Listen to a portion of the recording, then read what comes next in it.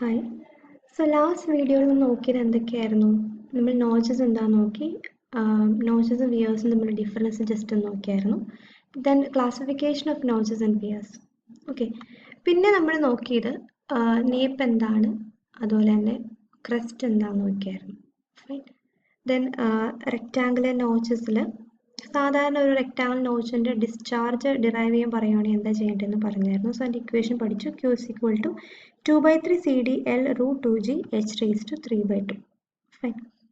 So ആ equation mainly use ചെയ്യണത് N contracted വിയേഴ്സിനോ അല്ലെങ്കിൽ വെലോസിറ്റി ഓഫ് അപ്രോച്ച് കൺസിഡർ ചെയ്യേണ്ട പ്രോബ്ലത്തിൽ യൂസ് ചെയ്യരുത് ആ പ്രോബ്ലം. അതല്ലാതെ ജസ്റ്റ് ജനറൽ ആയിട്ടൊരു നോച്ച് വന്നിട്ടുണ്ട്, ലെങ്ത്തും ഹെഡും തന്നിട്ടുണ്ടെങ്കിലാണ് ഈ പ്രോബ്ലം യൂസ് ചെയ്യാൻ പറ്റുള്ളൂ. The next one is discharge over a triangular notch or weir. So triangular notch അല്ലെങ്കിൽ വെയർ വരുമ്പോൾ ഡിസ്ചാർജ് എന്താണെന്ന് കാൽക്കുലേറ്റ് ചെയ്യണം. സോ അതിന് ഡെറിവേഷൻ സിമിലർ ആണ്.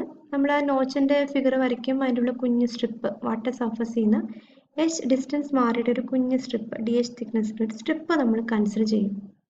കോൺസെപ്റ്റ് എന്ന് പറഞ്ഞു കഴിഞ്ഞാൽ കുഞ്ഞ് സ്ട്രിപ്പിലൂടെയുള്ള ഡിസ്ചാർജ് DQ എന്ന് പറഞ്ഞു കഴിഞ്ഞാൽ ആ സ്ട്രിപ്പിൻ്റെ ഏരിയ ഇൻറ്റു ആ പോയിന്റിലെ velocity, that is root 2G H ആണ്, സ്മോൾ ലെറ്റർ H ആണ്. പക്ഷേ ഇതിനകത്ത് ഈ ഒരു പോർഷനിൽ നമുക്ക് ഈ ഒരു വിഡ്ത്ത് കണ്ടുപിടിക്കാൻ അറിയില്ല. ഈ ഒരു സ്ട്രിപ്പിൻ്റെ ഈ ലെങ്ത് ഉണ്ടല്ലോ, ഈ ലെങ്ത് നമുക്ക് ഒറ്റയടിയെ കണ്ടാൽ അറിയില്ല. മറ്റെല്ലാം ഇത് എല്ലായിരുന്നു. സോ അത് കണ്ടുപിടിക്കാൻ വേണ്ടി നമ്മൾ എന്ത് ചെയ്യണം? ഇതുപോലെ ഫിഗർ മാർക്ക് ചെയ്യുക. ACB എന്ന് മാർക്ക് ചെയ്തു, DHും Hും ക്യാപിറ്റൽ H ഒക്കെ മാർക്ക് ചെയ്തു. ഈ നോച്ചിൻ്റെ ആംഗിൾ കംപ്ലീറ്റ് തീറ്റയായിട്ട് മാർക്ക് ചെയ്തു. ഇനി അടുത്ത് ഈ AB ആണ് ഈ ഒരു സ്ട്രിപ്പിൻ്റെ ലെങ്ത്. അപ്പോൾ AB കണ്ടുപിടിക്കാൻ ഒറ്റയടി കണ്ടുപിടിക്കാൻ പാടായാലും ആദ്യമേ തന്നെ AC എന്താണെന്ന് കണ്ടുപിടിക്കാൻ പോവാണ്. സോ AC കണ്ടുപിടിക്കാൻ വേണ്ടി ഏത് ട്രയാങ്കിൾ കൺസിഡർ ചെയ്യുക? ഈ ഒരു ട്രയാങ്കിൾ ആണ് സെപ്പറേറ്റ് വരച്ചേക്കുന്നത്. സോ ഈ കംപ്ലീറ്റ് ആംഗിൾ ആണ് തീറ്റ. സോ ഈ ഹാഫ് ആംഗിൾ എന്ന് പറഞ്ഞാൽ θ/2 ആണ്. അതുകൊണ്ടാണ് ഇവിടെ θ/2 എന്ന് മാർക്ക് ചെയ്തേക്കുന്നത്. പിന്നെ ഇത് Hും ഈ കംപ്ലീറ്റ് ഹൈറ്റ് H അല്ലേ. സോ ഇവിടെ തൊട്ട് ഇവിടെ വരെയുള്ള ഹൈറ്റ് എന്തായിരിക്കും? ക്യാപിറ്റൽ H മൈനസ് H എന്നാണ് വരുന്നത്. സോ അത് നമ്മൾ മാർക്ക് ചെയ്തു. സോ ഇങ്ങനെ എല്ലാം കൂടി കൂടി ജസ്റ്റ് ഒരു ഫിഗർ മാർക്ക് ചെയ്തു. നമുക്ക് എന്താ വേണ്ടത്? AC വേണം. കാരണം ACയുടെ ഇരട്ടിയാണ് AB പറയുന്നത്. അപ്പോൾ AC ഇൻറ്റു 2 ആണ് AB. സോ AC കണ്ടുപിടിക്കാൻ വേണ്ടി ഇത് ഓർക്കുക, ഇതൊരു ഓപ്പോസിറ്റ് സൈഡാണ്. ഈ അഡ്ജസ്റ്റൻറ്റ് സൈഡ് എനിക്കറിയാം. അപ്പോൾ ഏത് യൂസ് ചെയ്യുക? tan θ/2 യൂസ് ചെയ്യുക. സോ tan θ/2 എന്ന് പറഞ്ഞാൽ ഓപ്പോസിറ്റ് സൈഡ് AC അല്ലേ.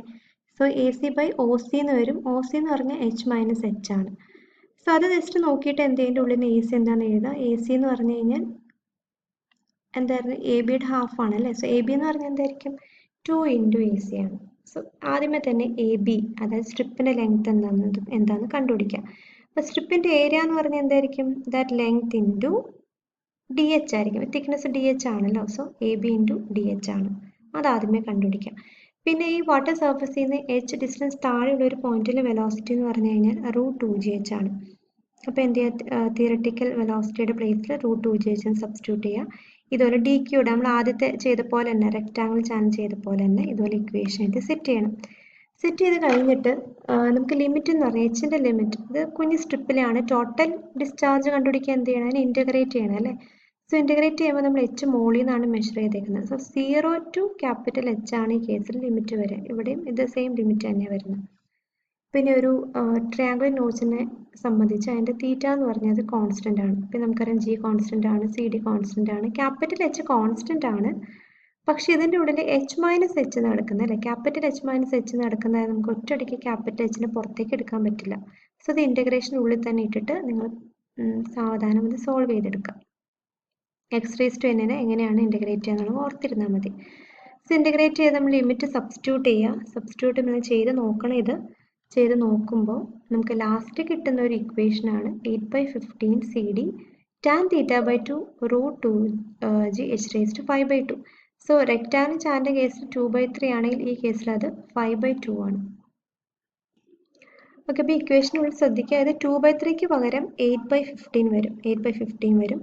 പിന്നെ ട്രയാങ്കിൾ നോച്ചാണല്ലോ, L ഇല്ലല്ലോ. അപ്പോൾ അതിന് പകരം എന്താണ്? Lൻ്റെ പ്ലേസിൽ tan θ/2 ആണെന്ന് ഓർക്കുക.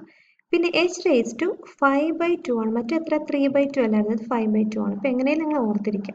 ഇനി ചിലപ്പോൾ നിങ്ങൾക്ക് പ്രോബ്ലത്തിൽ റൈറ്റ് ആംഗിൾ നോച്ച് എന്ന് തരും. റൈറ്റ് ആംഗിൾ വി നോച്ച് എന്ന് പറഞ്ഞു കഴിഞ്ഞാൽ അതൊരു CD വാല്യൂ ഒരു 0.6 ആയിരിക്കും. സിയുടെ വാല്യൂ 0.6 ആയിട്ട് നിങ്ങൾ അസ്യൂം ചെയ്യുക. ഇൻ കേസ് നിങ്ങൾക്ക് പ്രോബ്ലത്തിൻ്റെ ഉള്ളിൽ സിയുടെ വാല്യൂ തന്നിട്ടില്ല, at the same time right angle നോച്ചാന്നൊക്കെ തരുവാണെങ്കിൽ സിയുടെ വാല്യൂ 0.6 എടുക്കാം.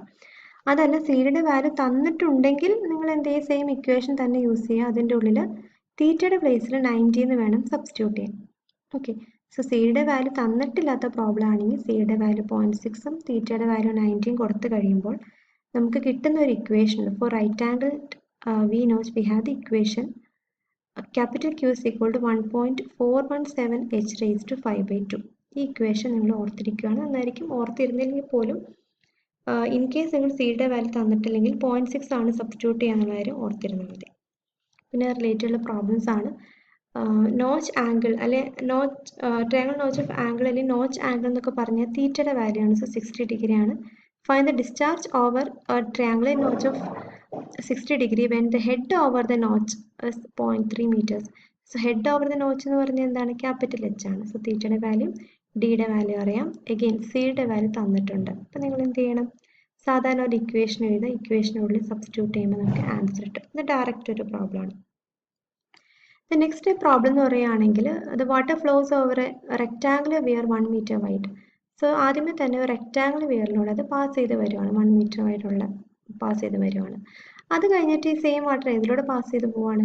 സെയിം വാട്ടർ ഒരു ട്രയാങ്കുലർ നോച്ച് വിയറിലൂടെ അല്ലെങ്കിൽ ട്രയാങ്കുലർ റൈറ്റ് ആംഗിൾ വിയറിലൂടെ പാസ് ചെയ്ത് വരുവാണ്.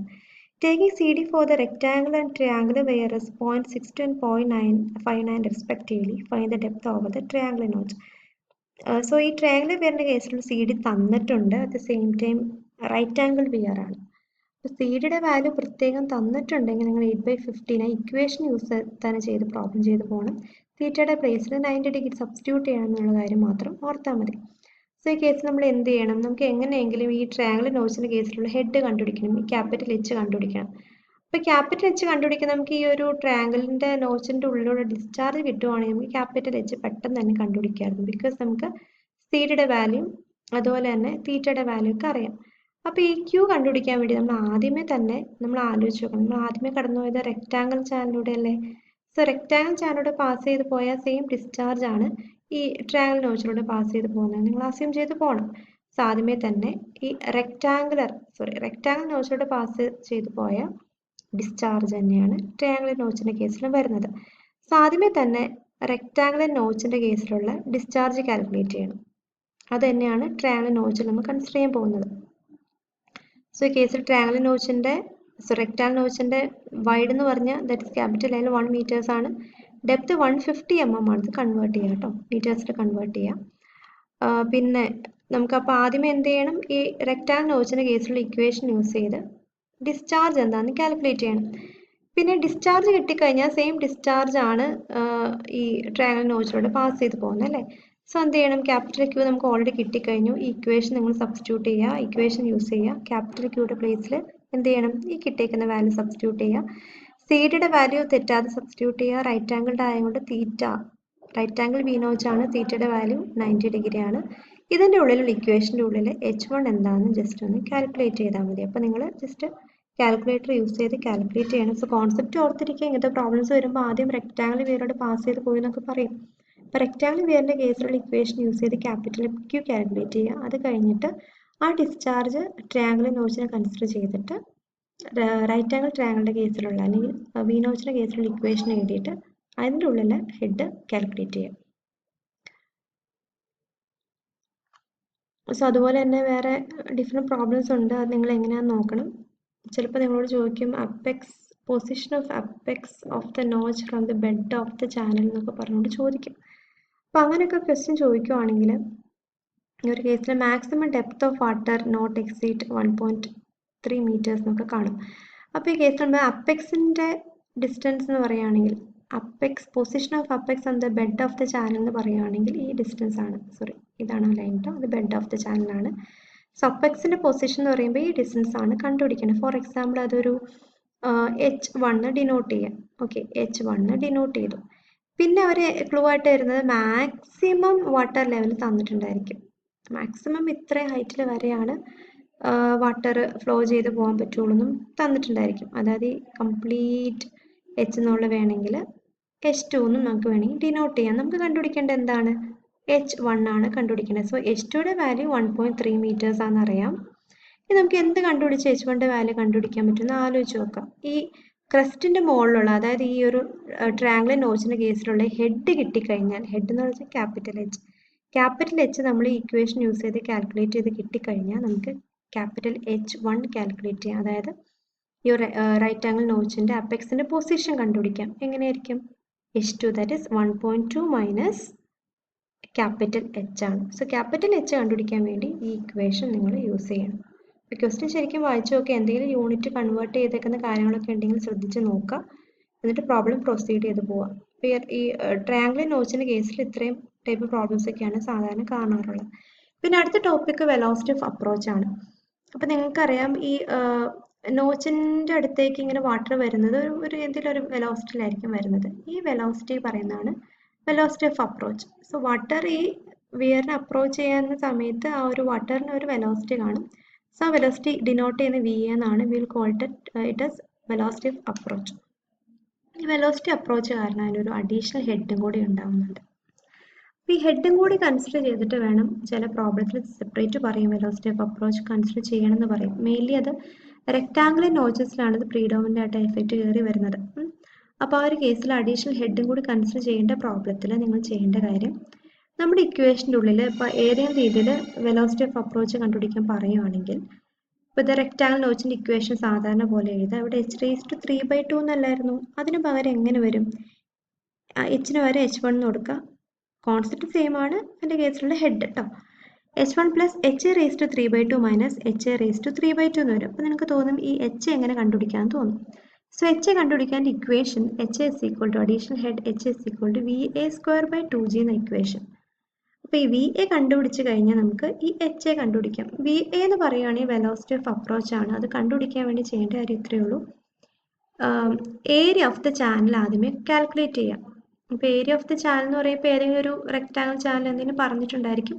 ആ ചാനൽ ഡയമെൻഷൻസ് യൂസ് ചെയ്ത് ഏരിയ എന്താണെന്ന് കാൽക്കുലേറ്റ് ചെയ്യാം.